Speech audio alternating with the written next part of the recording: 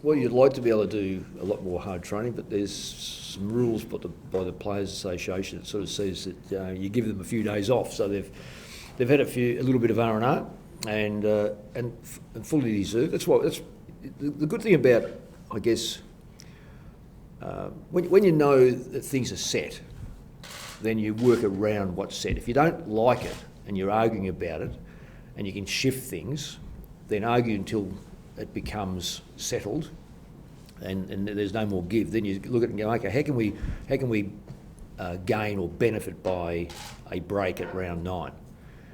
So once all these things are set, and we knew there was 2 buys, then the idea is to settle in and find what's best for the player group, the club, the coaches, and everyone else. So it's come at an appropriate time. We've got a few players that, and noted every club's in the same boat here. Young players that just needed a bit of a breather. Older players need to get their bodies ready for the next phase of the year, and coaches having a mental break from the grind of each week. So it's come at an appropriate time. History shows that clubs, it's a little bit of a mixed bag coming back from a bye. So we've got to be really careful about making sure that we're not rusty. So our training has been fairly up-tempo to get us back on track pretty quickly. No.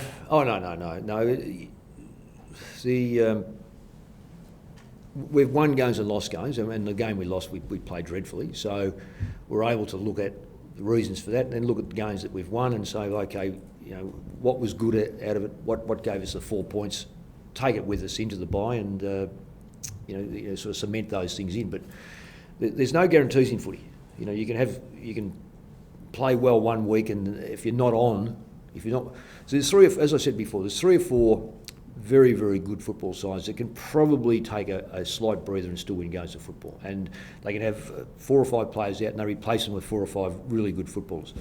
When you're a side that is aiming to get to that level, into that top 4, like every side, and I'm not saying that we're anywhere near the top 4, but that's the aim. To win premierships, you need to be around the top 4.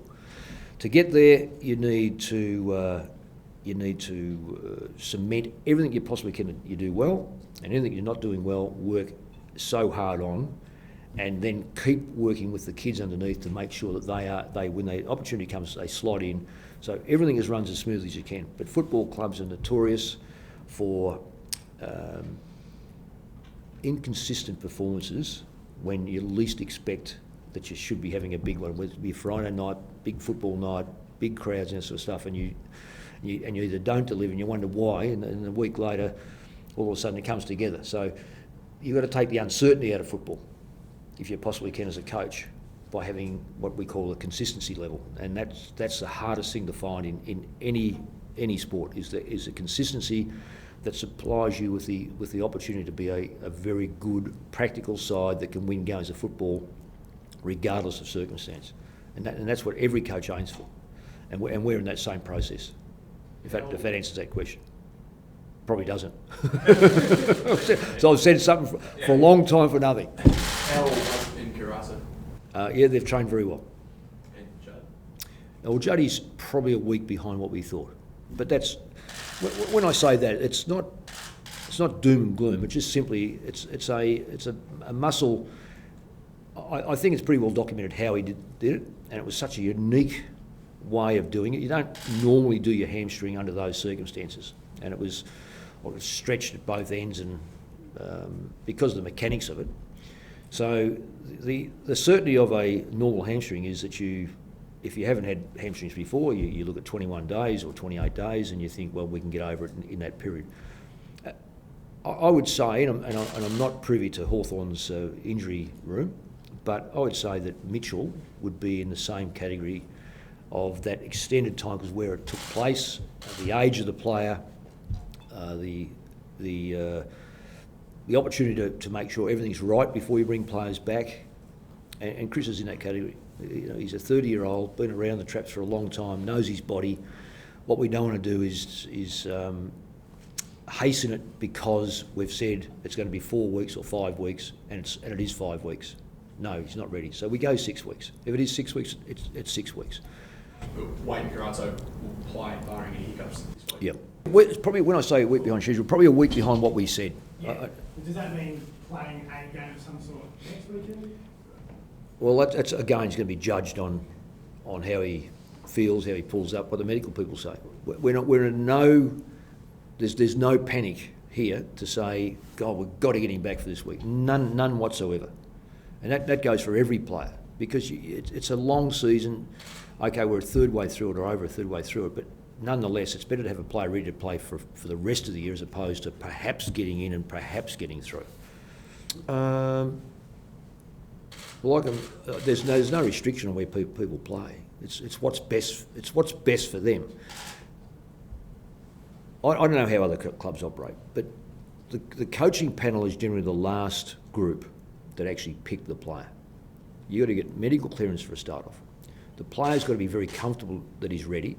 Then you get your director of fitness to have programmed his entry into the football.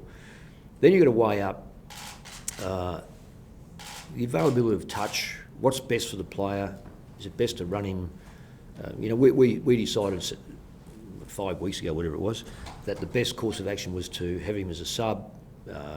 Didn't matter when he was going to come on because we knew he could get through the game, and copped something that was pretty unique. Does it mean that he plays seconds? It hasn't crossed our mind whether he plays seconds first. It's a matter of getting him back first, and then we'll make that decision. Well, they started a bit like us. Neither of us could win a game, and then they've been very, very good. Very impressive on whatever night it was they played. Very, very impressive. Well, that's what I say about consistency. Football. I take exception to people who say, "Oh, look, we feel embarrassed about that loss." It's okay to feel embarrassed about a loss if it is your side that has done all the losing. But if it's been caused by an opposition, then you should never be embarrassed or apologetic about how well the other side played. And I think we take it that because Melbourne were a bottom side last year or thereabouts, that they're going to remain there. They've got a lot of good young kids coming through. Players that didn't play last year are now ready to play. Dawes has had a big impact on him. He hardly played a game last year. And when you analyse all that sort of stuff, you come away thinking that's a good football side, and they've run other sides very, very closely, and the defensive structure is quite sound. So I don't look at that and go, oh God, they got beaten by Melbourne. I look at it and go, well, how great were Melbourne playing against an Adelaide side who I've got a high regard for. So I don't look at it and say how the negativity of how Adelaide played. It's more the positivity of how Melbourne played. Then I see them play against Collingwood, and you know that. And I've coached against Adelaide for a number of years, albeit the fact that they've changed coaches. But the basic team philosophy seems to be the same. And they're highly competitive. They run well. They use the ball well, and they've got some fantastic players. So we know we're going for a hell of a fight. The players themselves. Yeah. Well, I think these are the things that, in the modern era of players changing clubs, there's the you can run it several ways, and I'm not about to criticise or preempt what other people say about certain players. In our case, what we'll say about Eddie Betts is this: he started his career as a rookie. He worked diligently enough to come through as a senior player. He is a well-respected member of our football club for a number of years, or what was, and still is, highly thought of in this football club, that he had such an impact both as a player and as a person, and we respect what he's done for our football club. Now he's moved for our football club, we'll treat him like we will treat the other 21 players, that will give them all the respect that they deserve, look at his strengths and try to curtail him like we will with anyone else. But we are very mindful that he was a former Carlton player and contributed greatly to our football club. Well, it's made him such a very good player for Carlton, and that's why he was such a sought-after player when he got to that free agency level. We're quite confident that players like Buckley can match him, and Yaron can match him in certain areas. It may well be at times that he does need a different type of player on him, but right now our backline boys have been pretty impressive in the last few weeks, and Individually, they've had some a good year. Collectively, we need to probably get better, but we've introduced a few new players down there, and when they get to know each other, that line itself or that division itself will get better. But we're not. We've got other players to worry about more, just as much, not more than, but just as much as Eddie Betts. Another very, very good footballer. Well, history in the last month or so has shown that blokes like Rowe, White, Jamieson playing together have been able to take the best of the opposition and have a significant impact. So we'll back our tools in. We know they're up against some very talented footballers. I mean, there's no denying that. Every time that Sam Rowe and to a lesser degree Simon White enter that arena, they are in a learning stage. Particularly, as I said, Sam, because he's played basically as a forward all his life. And he is treating every game as a challenge to be better. He wants to be first and foremost, he wants to be a permanent member of the football side. Secondly, he wants to have an impact. And thirdly, he wants to improve. So when you've got that ingredient, and we all know what he's been through in his life, that you know what you get. So whoever he picks up, you know there's going to be, it's a great challenge for him, but he plays the game to win. And Simon White's a player that he's had so many different types of injuries over his short career, and he's been able to get over all of them. I mean, don't forget he broke his bone in his neck last year. And to come back and play with the spirit and the diligence that he does, and the challenge, he's played on some terrific players in form of recent date, and he's been able to hold his own. So we're quite optimistic that back line will hold up.